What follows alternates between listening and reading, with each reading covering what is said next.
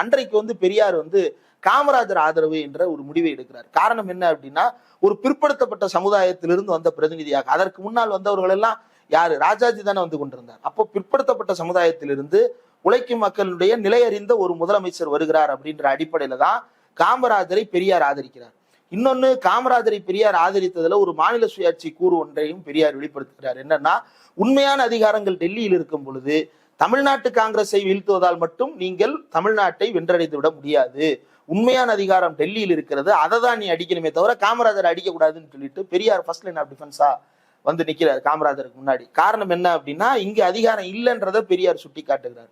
அப்போ அண்ணாவும் கலைஞர் ஏன் காமராஜர் எதிர்த்தாங்க அப்படின்னா, இங்க முதல்ல மாத்தினாதான் நம்ம மேல அடுத்து பேச முடியும், நமக்கான பிரதிநிதித்துவம் வேணும் அப்படின்ற ஒரு காலத்தின் தேவை கருதி அவர்கள் ஒரு முக்கியமான நிலைப்பாடு அந்த கட்சியை உருவாக்குவது. அந்த கட்சி உருவாகும் போது அவங்களுடைய அதே கோல் என்ன அப்படின்னா, ஒரு சமத்துவ சமதர்ம குடியரசு.